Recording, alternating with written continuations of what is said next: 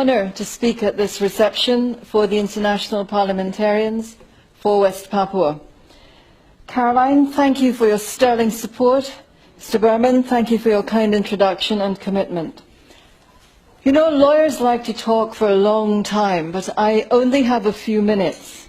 So I'm going to do two things.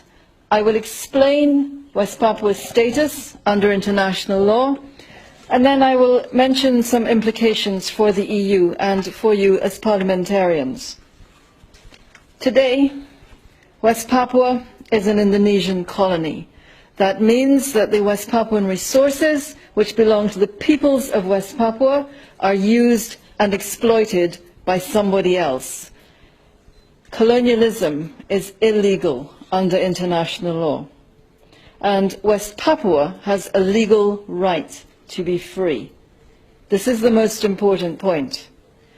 West Papua has a legal right to independence.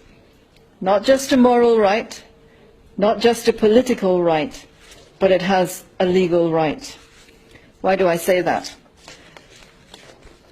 The legal right to self-determination is guaranteed by the United Nations Charter. It's guaranteed under customary international law, and incidentally, in relation to West Papua, it was guaranteed in a treaty called the New York Agreement, which Indonesia signed with the Netherlands. Why do I say West Papua is a colony? Because Indonesia invaded and took over West Papua. Just as Indonesia invaded and took over East Timor. But today, East Timor is free. West Papua is still controlled by Indonesia. The history is important. Indonesia did not exist until 1949. Indonesia was created from the rebellious territories in the Netherlands East Indies, and West Papua was not a part of that independence movement. West Papua chose to remain a Dutch colony. In fact, West Papua didn't want to join Indonesia. They weren't even asked. Muhammad Hatta, who was the first vice president, said, "The Papuans are too backward to be allowed to choose. We will take West Papua." And the Netherlands said, "No, you will not." In the 1950s, after Indonesia had joined the United Nations, Indonesia went to the UN General Assembly 3 times and said West Papua should be part of Indonesia, and 3 times the General Assembly said no. And in 1960, the UN General Assembly adopted something called the Declaration on the Granting of Independence to Colonial Countries and Peoples, and they recognized there that all colonial peoples have the right of self-determination. As a colony, West Papua has the right to self-determination. That means independence, integration, or free association. Actually, what West Papuans said they wanted was independence, and they had a legal right to independence. So the Dutch and the Papuans began to prepare West Papua for independence. In 1961, the West Papuans adopted a national anthem and also the national flag, the Morning Star. And, they said, they called on the rest of the world to respect their right to freedom, their right to self-determination. Didn't work. In 1962, Indonesia tried to invade West Papua, and the Papuans and the Dutch defeated the Indonesians. That was the end of that attempt. But the United States supported Indonesia, and they pressured the Dutch into signing this agreement that I mentioned, a treaty called the New York Agreement. And that forced the Dutch to hand West Papua over to a United Nations temporary authority, who then handed it over to Indonesia. What did they hand over? They handed over administration. The Netherlands could not hand over sovereignty because sovereignty belongs to the Papuan people. The UN could not hand over sovereignty because sovereignty rests with the Papuan people. The Indonesians could not acquire sovereignty because it was with the Papuan people. Remember, colonial administration is all we are talking about. So West Papua was not part of Indonesia yet, and Indonesia recognized that West Papua had a right to self-determination. The New York Agreement said, Indonesia, you must hold an act of self-determination. And this was done, apparently, in 1969. In 1969, the Indonesians held what they said was the act of self-determination. They called it the act of free choice. West Papuans call it the act of no choice. Why? In 1969, there were 1 million Papuans. Self-determination means a free choice based on universal adult suffrage. Indonesia chose 1,022 Papuans, stuck them in rooms in 8 different locations, and forced them to say they wanted to be part of Indonesia.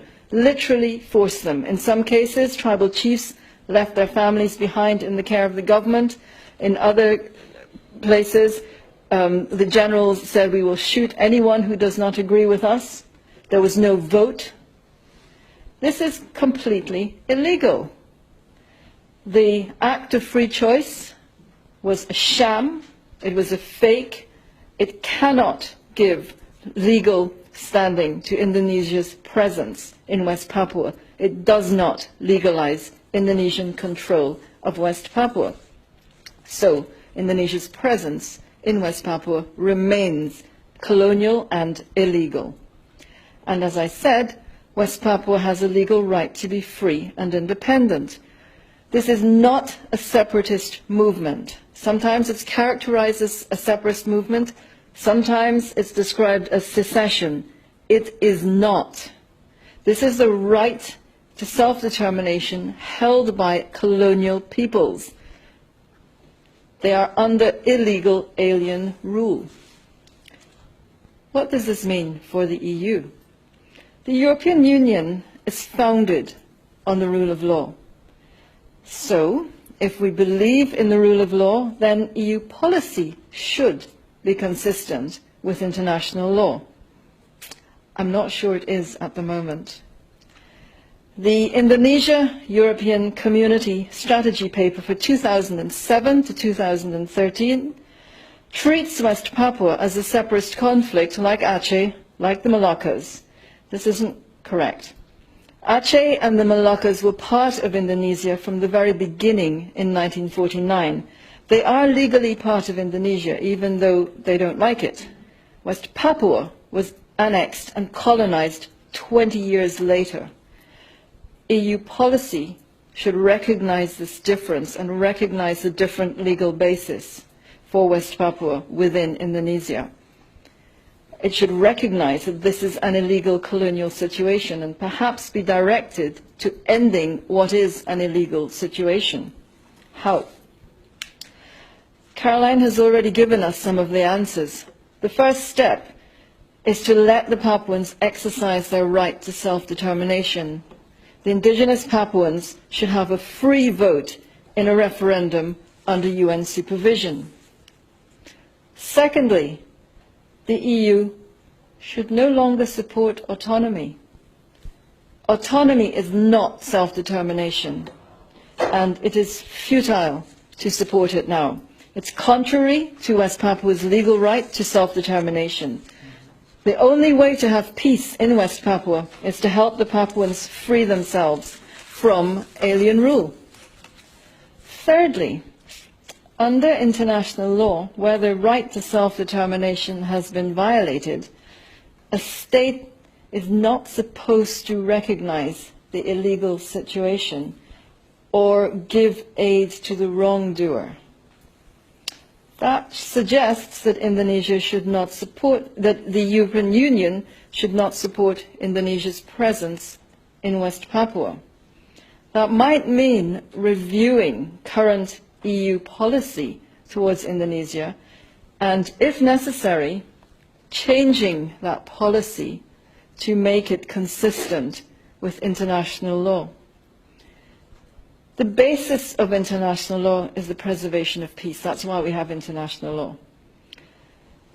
The European Union, you, are the only directly elected body in the European Union, this Parliament. We ask you, as parliamentarians, to uphold the rule of law for West Papua. Thank you.